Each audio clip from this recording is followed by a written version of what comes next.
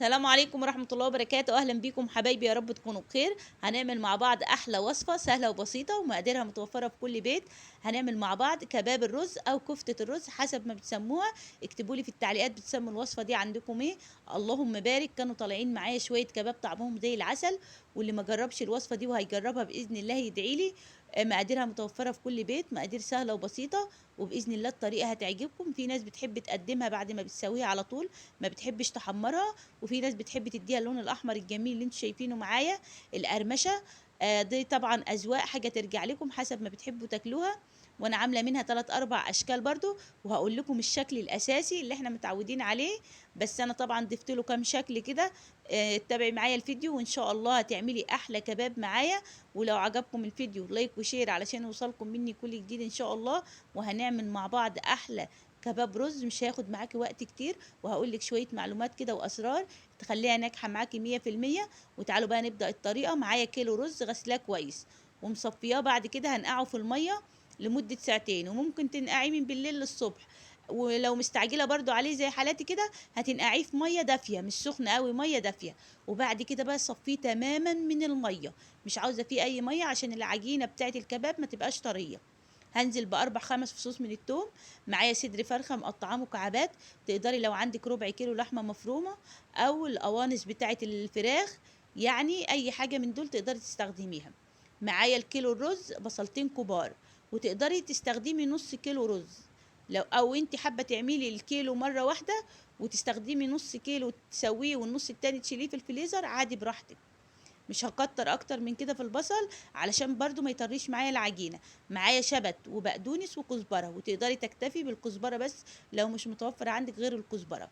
هبدا كده انا يعتبر معايا حزمه كزبره، والشبت والبقدونس الاتنين حزمه، يبقى كده استخدمت حزمتين للكيلو. ابداي كده اخلطي كل المكونات مع بعضها، علشان طبعا ما بنكترش في الخضره برضو. كل ده عشان العجينه بتاعت الكباب ما تطرش معاك. البهارات: ماجي فورية، فلفل اسود، 7 بهارات، بهارات فراخ، كمون، ملح. اظن كده البهارات سهلة وبسيطة. ابدأي برضو كده قلبي كل المكونات مع بعضها. وهنبدأ مع بعض دلوقتي نفرمهم في الكبة. لو انت بقى مش متوفر عندك الكبة، انا اعرف ان في ناس بتاخد الخلطة دي تعملها وتاخدها وتروح للناس اللي هي بتعمل كفتة، بيفرموها لها بالكيلو. او في رز دلوقتي بينباع رز مطحون، تقدري تجيبي الرز المطحون ده والخضره واللحمه والبصل، قطعيهم تقطيعه صغيره خالص وحطيهم في شفشق الخلاط مع شويه ميه صغيرين واضربيهم في شفشق الخلاط. بس صفي الميه، صفي الميه بقي حطيها بقى في الميه اللي هتسوي فيها الكباب علشان برضو ما تطريش معاكي العجينه بتاعت الكباب. انا هنا زي ما انتم شايفين كده بدات افرم كميه الرز بالخلطه اللي حطيتها معاكم، يعني فرمه كده نص فرمه. وبعد كده هفرمها بقى المره التانية علشان انا كده خلطت كل المكونات مع بعضها. هبدا بقى المره التانية دي كده بتبدا تنعم معايا عن الاول، وبيبقى ده القوام اللي انا محتاجاه. بتكون كده قوام كده، قوامها قوام زي العجينه بالظبط علشان تعرفي تشكليها كويس. هبدأ هتشوفوا دلوقتي انا اقصد ايه. اللهم صل وسلم على سيدنا محمد. تقدري زي انا ما قلت لك، لو مش، وفي ناس بتعملها في المكنه بتاعه البسكوت، لو متوفر عندك مكنه البسكوت تقدري عادي تفرميها فيها. ابداي بقى. هبدأ كده افرم لتاني مره الكميه كلها. وهستخدم معاكم دلوقتي شويه صغيرين من البيكنج باودر. وما تكتريش من البيكنج باودر علشان خاطر ممكن يخليها تفك، مش ممكن، اكيد هيخليها تفك معاكي في الميه وهي بتغلي. الشوية الصغيرين اللي انا بحطهم بيخليها خفيفة وهشة معاكي. يعني للكيلو هتشوفي دلوقتي هحط كمية بسيطة خالص. ولو هتشيلي كمية من الخلطة دي في الفريزر هتعملي نص الكمية وتشيلي النص التاني. ما تحطيش عليها بهارات ولا بيكنج باودر علشان لونها ما يغيرش معاكي. الشوية الصغيرين اللي انت شايفينهم دول كده للكيلو. انا حطيت اللهم صل وسلم على سيدنا محمد.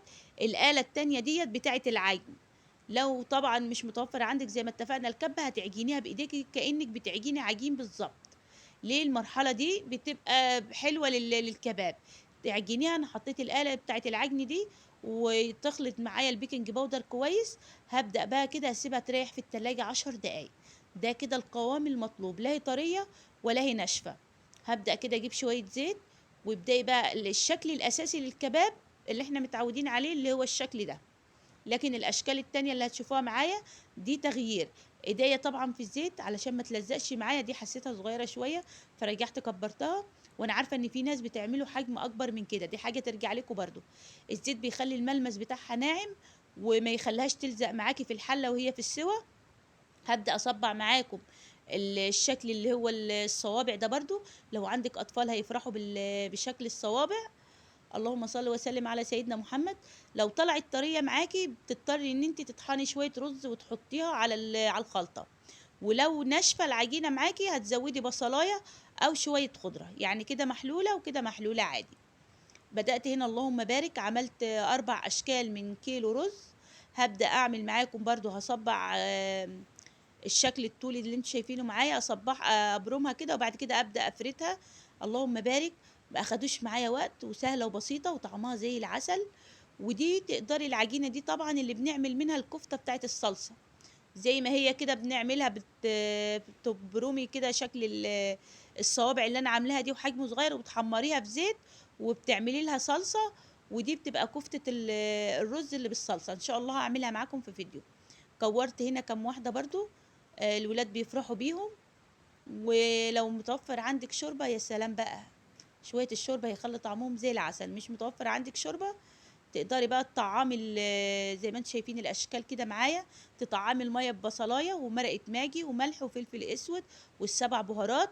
ومش هتنزلي بالكباب غير لما الميه تغلي او الشوربه. ما تنزليش والميه لسه ما بتغليش. هتشوفي معايا دلوقتي انا كان متوفر عندي شوربه. نزلت بشويه ملح طبعا في الشوربه. لان الشوربه فيها بهاراتها. فيها الحبهان والمستكه والفلفل الاسود. هبدا انزل بقى كده بكل الكميه. اول ما بتبدا تغلي معاكي اول غلوه هتشوفي دلوقتي معايا. هبدا كده احركها بالمعلقه حاجات بسيطه من الجناب. واول ما بتغلي معايا ببدا اخلي النار وسط مش هاديه خالص، لا بتبقى نار وسط. وبتاخد معايا سوا بالظبط ساعه الا ربع. تقدري طبعا تختبريها. تشوفي دلوقتي انا هختبرها معاكم ازاي. دي طبعا اول غلوه. بعد ما حطيت الكباب بالسباتولا كده ومن الجناب ابدأي بس قلبيها. اللهم بارك زي ما انت شايفه كده. مش ملزقه ببعضها علشان خاطر الزيت والبيكنج باودر مخليها هشه معايا. بس اهم حاجه يا حبايبي للمبتدئين اللي اول مره هيعملوها ما تكتريش من البيكنج باودر هيفكها معاكي في الشوربه هتسيب خالص مش هتبقى متماسكه زي كده. هبدأ طبعا اغطيها تكمل سواها كده على النار الوسط. وهبدأ بعد ما بتستوي معايا هوريكي دلوقتي ان انا عرفت ان هي استوت ازاي. بتجيبي كده تاخدي واحدة وتمسكي شوكة او معلقة وتقسميها هتلاقيها تتقسم معاكي بكل سهولة. ودوقيها. دوقي كده شوفي الرز استوى والخضار اللي احنا حاطينه والفراخ اللي انا حطاها استوت معاكي هتعرفي. ولو محتاجة معاكي ملح انت طبعا بتدوقي حدوقية الشوربة او المية اللي انت ايه حطاها حسب انت بتحبي الحاجة الحدوقية بتاعتها قد ايه. هبدأ كده انا هنا جبت واحدة وبالشوكة قسمتها لقيتها استوت معايا. خلاص بدأت اطفي عليها النار. وهبدأ بقى اصفيها من المية تماما. في ناس بقى بتقدمها زي ما هي كده. انا اعرف ناس كتير بتاكلها زي ما هي. وبتتقدم جنب ايه الكباب ده بيتقدم جنب فراخ مسلوقة او لحمة مسلوقة. ده اللي متعارف عليه. والله وهي كده كفاية لوحدها. المرحلة دي بقى لو انت مش حابة تعمليها براحتك. زيت كده على النار يغلي. ولو متوفر عندك طاسة تيفال يكون افضل عشان ساعات بيلزق في الطاسة اللي هي الالومنيوم. اللهم بارك. بتاخد اللون الاحمر الجميل ده كده.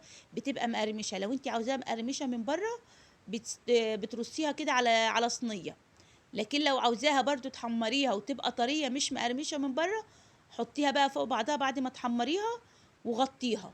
البخار بقى بتاعها كده والسخونيه هتخليها طريه معاكي هتبقى واخده اللون الاحمر وفي نفس الوقت طريه. لكن لو عاوزاها مقرمشه زي ما اتفقنا هترصيها كده على ايه على الصينيه. اللهم بارك. ما اخدوش معايا وقت وطالعين معايا شويه كباب زي العسل يفتحوا النفس. يا رب الفيديو ينول اعجابكم وتنفذوه وتقولوا لي ايه رايكم في التعليقات. ولو وصلتم لغايه هنا في الفيديو ما تنسوش تضغطوا لايك وشير علشان يوصلكم مني كل جديد ان شاء الله. احلى شويه كباب او كفته كباب ويا رب ينول اعجابكم واشوفكم على خير. والسلام عليكم ورحمه الله وبركاته.